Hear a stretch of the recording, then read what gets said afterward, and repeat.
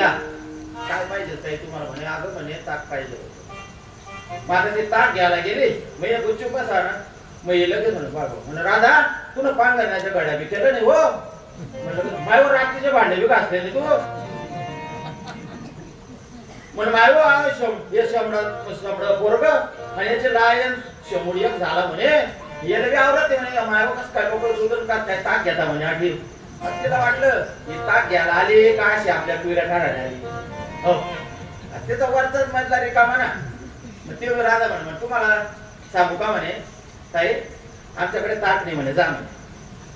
तिच्या घरातला तू पिवळ्या काढून याच्या पिवळ्या काढून राहिली जा म्हणे. घेतला दरवाजा लावून गेले. मग गेले तर ते डोकं जरा रिकाम होतं.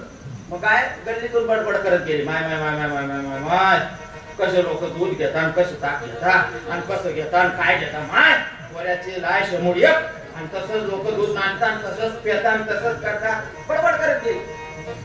काय भेटलं नाही तिला. आणि मग ही मीरा गेली.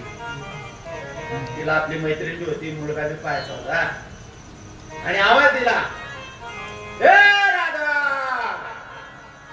राधाने आवाज दिला बरोबर मीराचा आवाज ओळखला. दरवाजा उघडला फटका.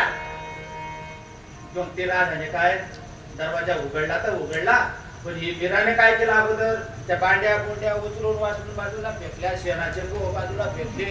हात धुतले. घरात शिरली. घरात शिरल्यानंतर घराच्या घड्या घोड्या करू लागले. भांडे घासू लागले.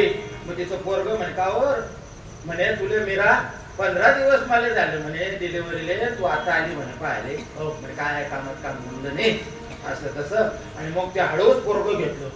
पोरग घेतो त्याचा शेंबूड असा काढला एका बाजूला त्याचा असं पडल्या फडक्यावर घेतला आणि त्याचं वर्णन करायला लागली. का हो राधा काय याचं तलवारी सारखं ना काय हो कसा भीमचा भीम दिसतो हो. मग असं वर्णन करायला लागली. मग ती राधा म्हणे जाऊ दे आता तू मला सांग तू काय काय खाते मला सांग. हे लाडू बनवले माझ्या सासून पहिले लाडू खाय. मग मग तू कशाला आली होती मला सांग. म्हणजे मला तरी ताक बी पाहिजे होतं. म्हणजे ताक जाऊ दे या दह्याच्या बटल्या म्हणे दह्याच्या बटल्या बी ने ताक बी ने जे लागलं ते ने तुले. पण खूप मला आनंद वाटला म्हणे बाई. आता पहिलं गिराईक वरचा मरला रिकाम काही भेटलं का. बोलणं चांगलं नव्हतं ना. बोलणं चांगलं नव्हतं. आलं तसं परत गेलं. मग बोलणं बाजूला शब्द बाजूला. आम्हा गली दोन शब्दांची रत्ने शब्द शस्त्र यज्ञ करतो असं बोला. ज्ञानियाचे बोलणे येता रसाळवाने आता पुरे गोड म्हणे आकरणी दान. कोण म्हणे बोलू नका बोलतच राहा. गोड बोलतात तुम्ही आमचे कान तृप्त होतात. ज्ञानाचं बोलतात. बोल तरी ऐसा बोले जेने बोले विठ्ठल बोले जेने बोले विठ्ठल बोले जेने बोले विठ्ठल बोले. बोले तरी ऐसा बोले जेने बोले विठ्ठल जेने बोले विठ्ठल बोले जेने बोले विठ्ठल बोले.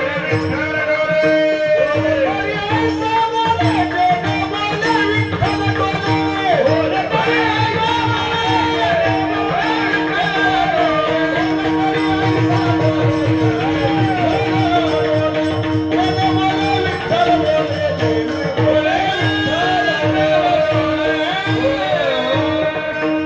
जेने बोले विठ्ठल बोले बोले तरी मग बघा नोंद आपल्याला चांगली वाचा दिली. काया वाचा मनाने देवाची सेवा करावी. नाम घ्यावं गुरु करावं तरुण करावं. अहो 16व्या वर्षी वय 16वं वय होतं छत्रपती राजांचं. 16व्या वयामध्ये पहिला तोरणागड जिंकला राजे छत्रपती. पहिला तोरणागड वय 16 होते. 16व्या वर्षी स्वामी विवेकानंदांनी काय केलं. 16व्या वर्षी राष्ट्रीय पुरुषांनी काय काय केलं याचं अवलोकन आपण केलं पाहिजे. आता 16व्या वर्षी बघा आता बरंच आम्ही पोलीस खात्याचे म्हणून सांगतो आम्ही तुम्हाला. बघा आमच्या PSI योगेश साहेबांकडे योगेश गणके साहेबांकडे 4-5 गुन्हे आहेत. 17 वर्ष 11 महिने 17 वर्ष 10 महिने अशा पूर्वी. आता पेपर पूर्ण जातो आणि शेवटचा पेपरच एवढा अवघड जातो का पोरच घरी येत नाही, एवढा अवघड पेपर राहतो का नाही. आणि मग त्यांचे आई वडील येतात फिरायला द्यायला, म्हणजे आमचे पोरगे हरवले. काय वय होतं बाबा? मग बाबा म्हणतो तिला कने 17 वर्ष आणि 11 महिने झाले, 8 झाले, 1च महिना बाकी म्हणतो बाबा. म्हणे मग अहो साखरपुडा होता म्हणे, दुसरा महिना मग असं आहे का? बरं तुमचं हे काय हरवलेलं आहे का? हरवलेले ते बाळ आहे का? एवढं एवढं हरवलेलं 5 वर्षाचं बाळ सगळं मोबाईल खोलून पूर्ण फोन सांगून देत. हो तेव्हा एवढं हरवली गोष्ट आहे का? नाही नाही, त्या हरवलेली गोष्ट नाही म्हणतायत याला. याला विठ्ठल विठ्ठल.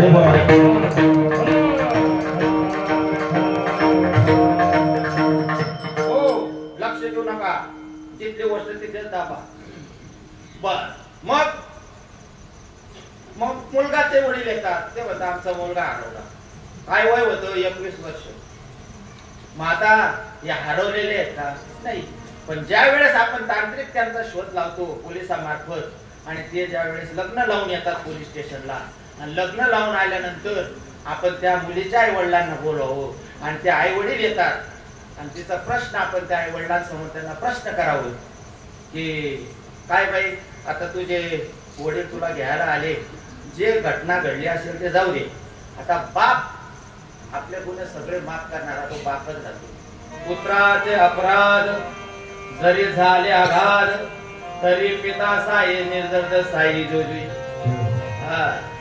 अहो मुलाने किती अपराध केले, मुलीने किती अपराध केले, तर मायबाप आपली त्यांची पोट त्यांच्या दुःख पोटात घालतात, आणि म्हणून ते म्हणतात जाऊ दे आता जे झालं तुझ्याने जाऊ दे, आता आमच्या बरोबर चाल, जाऊ दे. मग यावा ना, तिचं एक उत्तर राहतं, आपण आम्ही ऐकलंय ते उत्तर. का ग बाई तुझा साखरपुडा 10 एकर जमीन होती, चांगलं पोरला नोकरीला होता, कसं काय तुला का सोडलं तू? ती म्हणते, तिचं उत्तर ऐका बरं का तू, मला पोरगा पसंत नव्हता. अरे पहिलं उत्तर. बरं जाऊ दे, पोरगा पसंत नव्हता, जे झालं ते जाऊ दे. आता बाप म्हणतो ना तो पोरगा आपण रद्द करू, आपला कुळाचा आपला समाजाचा विचार करत चाल घरी माझ्या बरोबर. एवढं दुःख तो बाप पोटात घे. दुसरं उत्तर तिचं आहे राहतं, जा बाई माय बापांबरोबर जा. मी म्हणतो पोलीस लोक जा, आई वडिलांबरोबर जा. दुसरं उत्तर तिचं कसं राहतं, मी यांना ओळखत नाही. ऐशी कानपट्यामध्ये अहो 9 महिने पोटात बाळगते, 9 महिने पोटात बाळगते. अजून डिलिव्हरी होताना त्या आईला किती आकांत होतो, लहानाचं मोठं करतात, सुशिक्षा असं ते वर्ष होतात नाही की नाही. आणि तुम्ही एक क्षणिक सुखात आणि त्या मुलाला विचारावं आपण, मग आता काय करावं, मुलगा काय करतो. आता एक तास प्रकार होता आमच्याकडे, म्हणजे 5-6 महिने झाले.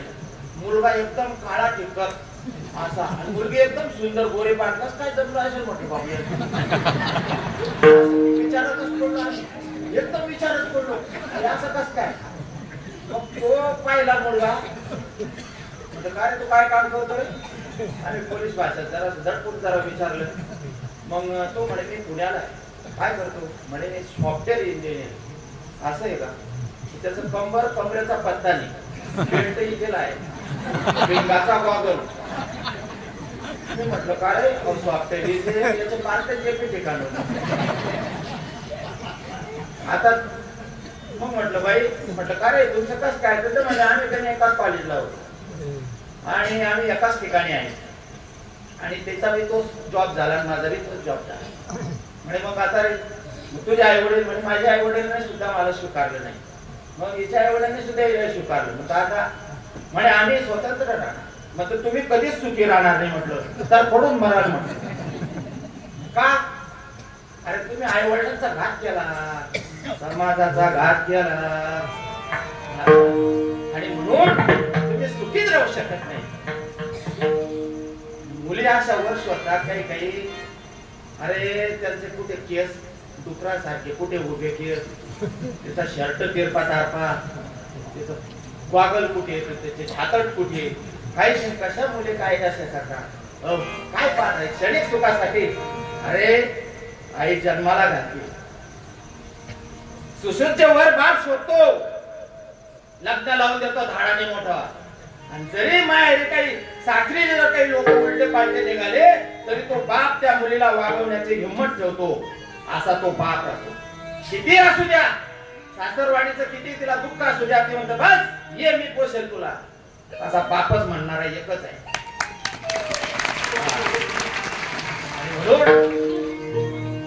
आई वडिलांनी वर ब्राह्मण असं तुम्ही बघा, लग्न वगैरे जरा मुलगी सुसज्ज वर शोधल्यानंतर लग्न असं दणकेबाद लावल्यानंतर बघा पुरं गाव किती लग्नाला हजर राहतो अक्षता टाकायला.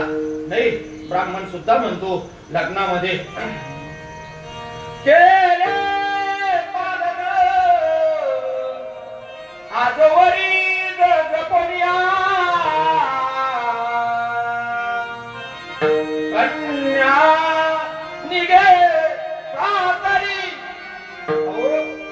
लहानच मोठं करते, सुजतचं वर्ष होते. आणि मग गल्लीतल्या बाया सुद्धा तिची विदाई होते ना अलंकार सहित तिला रवाना करताना. आणि रवाना करताना सगळ्या गल्लीतल्या बाया म्हणजे आशाताई नळ उन्हात पाणी भरले आणि पुढे देशे काढले हो माय. आणि म्हणजे आता दिवाळी आकाशी भेटवणार नाही पुरं गाव त्याच्यामध्ये. आणि मग ते परत जाते, बाबाला भेटते, परत आईला भेटते, भावाला भेटते. बाला सतत होया सृजलई बालावरी पाकरी. सगळ्यांचे अश्रुजल थांबत नाही. आणि बापाचं सुद्धा हृदय एवढं कठीण असतं ना. कैरी ततानी कैरीन कैरी जो का खायो ने दगड फुटणार पाणी जुळजुळवार.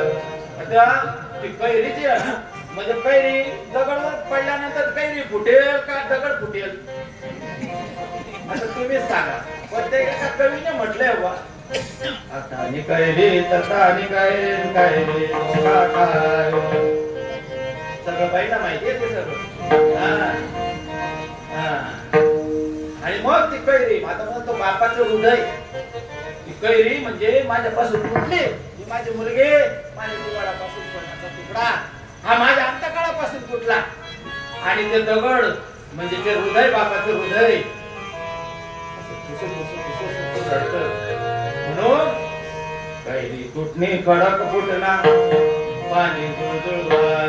बापाचा डोळे असे चिंब होतात आणि ती मुलगी रवाना होती. कन्या सासूराशी जाई मागे परतोनी पाये तैसे लागे माझ्या जीवा भेटसी केशवा. अशा करे आणि दिवाळी आकाशी स्वामी भेटणार नाही. हा एवढं गाव आणि एवढा महिला असा आनंदाने ते तिला रवाना करतात. आणि एवढा सोहळा तो पाहण्यासारखा. आणि एक तुम्ही चळमटेल पोरगा त्याला काही काम राहत नाही, तो काही कशात राहत नाही, कोणत्या समाजाचा कुठला समाजाचा पाहत नाही, काय नाही त्याच्या गळ्यात जाऊन बसतो. अर्थ का नाही. म्हणून मुलींनी जास्त आहे ना शिक्षणामध्ये नेहमी लक्ष घातलं. मुली तर हुशारच आहेत, जन्मतः हुशार असतात. देवाने त्यांना पहिल्यापासूनच आईच्या पोटातूनच शिकवलेलं असतं. बरोबर शिकतात, त्यांना ते संस्कारच असतात. आईला मुलीकडूनच संस्कार पोटातच घडून जातात. आणि म्हणून ती मुलगी आहे ना तिला सांगावं लागत नाही, हुशार असते पहिल्यापासून. म्हणून तिने शाळेत कमी मार्क कमवले, काही तिला नापास झाली तरी काही हरकत नाही.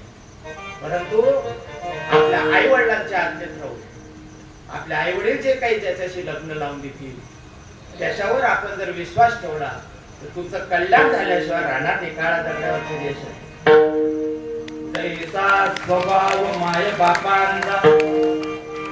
माय बापांचा स्वभाव कसा आहे? जैसा स्वभाव माय बापांचा अपत्य बोले जरी बोबडी वाचा तरी अधिक तयाचा संतोषादी. हो बघा, एखादी श्रीमंताकडे लेकरू एखादी राहू द्या तिरप तारप चपट चापट हाड बेंद्र लुगडं लांगड. हो आणि त्याला बोलता येत नसला तू या काठी बाबा बाबा असं बोलायला तर त्याने संतोष राहायला जाते पण आता पिठ्या बोलायला लागा पिठू सारखं बोलायला लागा हो पिठू सारखं बोलायला लागा आंधळे पांगडे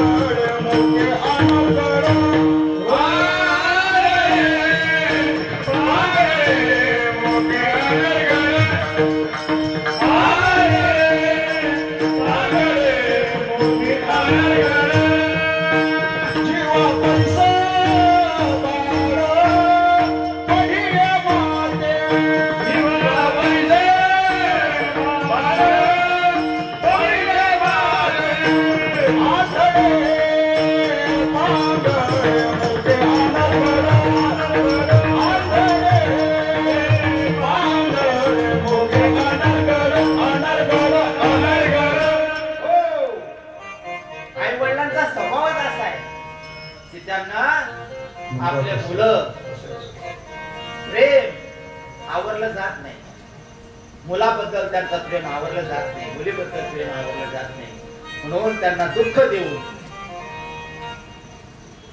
कधी तुम्ही सुखी राहणार नाही आई वडिलांना जे दुःख दिलं जैसे माता जननी नग्न दाविल्या जनी